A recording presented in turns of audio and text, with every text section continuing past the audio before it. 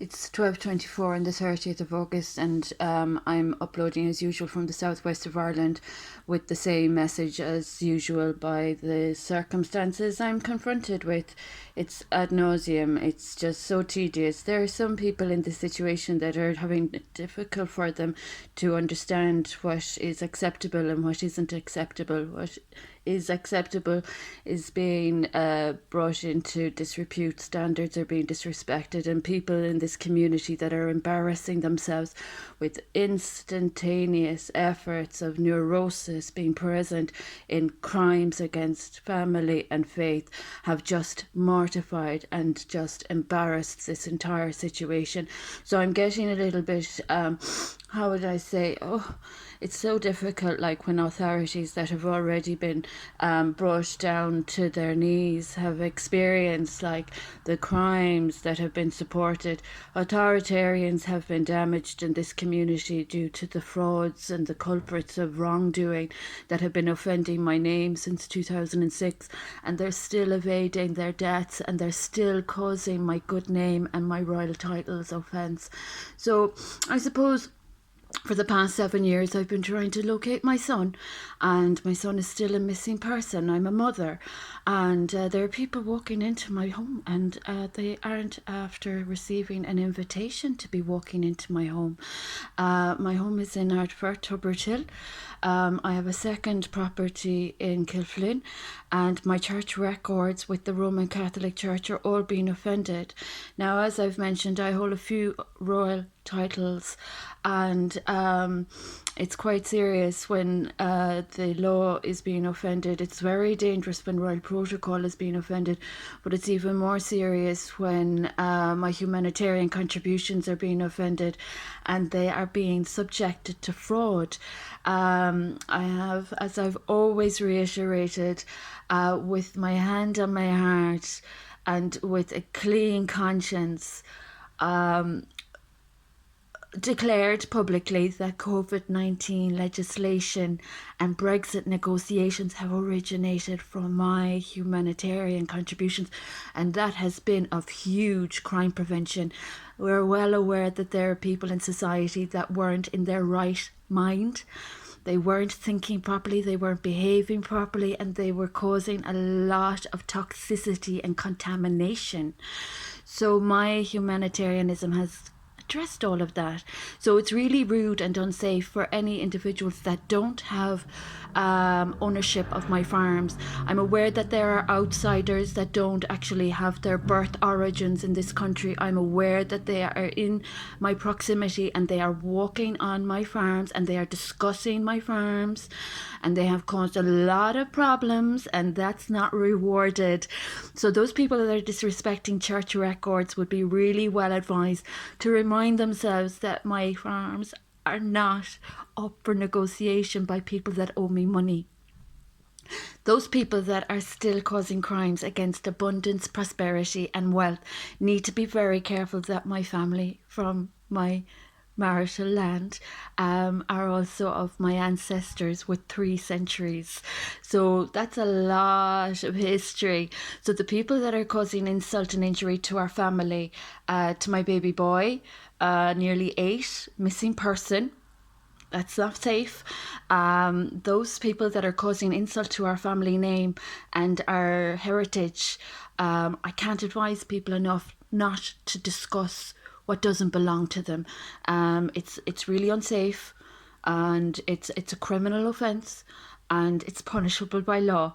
And I'm of crime prevention, and I've prevented quite a lot of crime. My humanitarianism has rescued a lot of situations and circumstances, and it would be remiss of politicians up in Dublin to assume that they have authorship of academic research that I single-handedly conducted.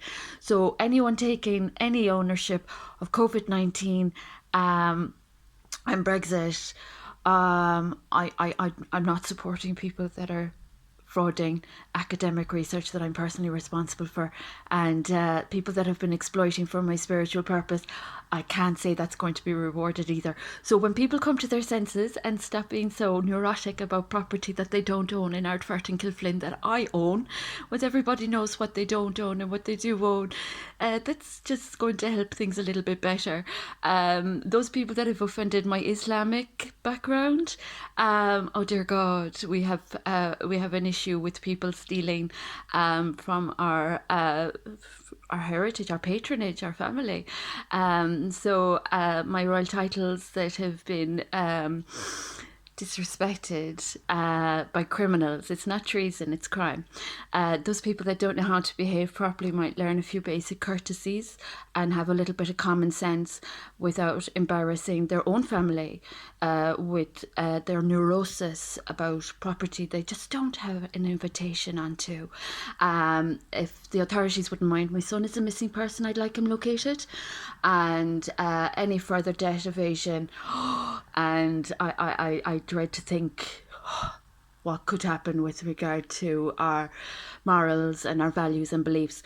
So I'm aware that there has been a cheap tactic by culprits to use mental health frauds and intruders at my address to stalk and steal and slander. That's not recognised by the law. It's not recognised by royal protocol. So those people that have been misusing the philosophy of Arianism, no less, they've been associating themselves with Arianism. Would you kindly remind yourselves that you're also in a little bit of trouble with the Aryan concepts and values and belief systems, where we expect, or the philosophy of Arianism expect a little bit more than the grubby conduct of people without qualification, credential, or accomplishment or achievement to be offending the humanitarian social reforms that I am responsible for bringing into society. I'm aware that there are politicians up in Dublin working with this situation that is a fraud, and we know the history of corruption from this country already. So I really hope the European Union is aware of what I'm contending with when there are politicians up in Dublin and they're not respecting the law or the democracy or the values of the democracy. They have subjugated, they've supported impoverishment, they've supported stealing. I live on €220 a week. I'm a property owner of legislation. I'm a level 10 on the National Framework for Education. And all of that has been offended. So with the royal titles that I hold, I have to bring it to the attention of mainland Europe and beyond. India, you know, there have been huge recoveries and rescues between 2017 and 2019, and it's not acceptable to conduct more fraud or debt evasion against my good name or from my wealth or my fortune. It's just not acceptable. COVID-19 is huge, and that came from my pen and paper and my spiritual experiences. So it's very blasphemous, and it's very it's not rewarded. So it's a disgusting, deplorable situation. And the politicians up in Dublin that are evading and just being spineless are the reason for a lot of damages that I have witnessed in society. So I've worked for 3 state departments. I've served in agriculture, I've served in social protection, and I've served in education. And all of my paperwork by ASBOs of mental health illness have actually had the cheek to fraud my curriculum history, RETE, my credentials, etc. They're all being subjected to fraud. So they're up to conspiracy now. They have a conspiratorial plan, and they're just the pits. They're just not acceptable in society. They're ASBOs, and they're unlawful in their actions. So those that are resorting to conspiracy, unfortunately, I have to say it's so unsafe to offend the origins of COVID-19 and Brexit that came from me. Anyone that's going to be silly and ignorant around these circumstances isn't fit to be in society. We have civil society principles, basics, the fundamentals, and people that can't work with the basics you need to go back to school. So Dublin, you owe me a debt. and that debt is not getting better with every day of offence that I tolerate unduly, unforgivably, and inexcusably. So, would you mind having a bit of courtesy and common sense and pay your debts that you owe me? The conditions that I'm living in are not good enough. The 220 of job seekers allowance with what the state owes me, that's not good enough either. And fraud of COVID-19 legislation and Brexit legislation that came from me personally, and my experience of strengths and hopes since ASBO's commenced mental health slander. I'm a mental health practitioner myself, and I'm 2 decades working with the Fellowship of Recovery. So these people are disgustingly embarrassing in their claims and their stance. I'm embarrassed for them, to be honest about it. But this is just an update with regard to how unsafe the mental health practitioners are making themselves with ASBO's speaking out of place about people's competencies and capabilities and insulting people's credentials. So everyone out there that is able to identify or relate with me, I hope you know how unsafe they are making society with their violation of privacy, their breach of confidentiality, and their lack of respect for the right to anonymity. I am also of the whistleblower protection as well as right protocol. These people, they're walking on the street where I live, and the guards are aware already of what's already happened because of these people in society and the damages that have happened. So it's quite unusual that I'd be still experiencing these kind of ASBO conducts of action that isn't right still in society. So I suppose that's as much as I need to say for now. I'm not supporting people on my farms. I'm not supporting people that are benefiting from Brexit and not respecting, those matters. Brexit and COVID-19 are huge, and it's just not sensible to insult where it came from. You know what I mean? It's ignorant, it's not professional, and it's just rude. So the politicians up in Dublin, would you try and do the right thing, because people are getting very tired of being offended, and it's not safe spending money that has been stolen from me. I'm a mother, and my weekly income is a little bit more than €220. So those without qualifications might be careful about spending any money they've stolen from me.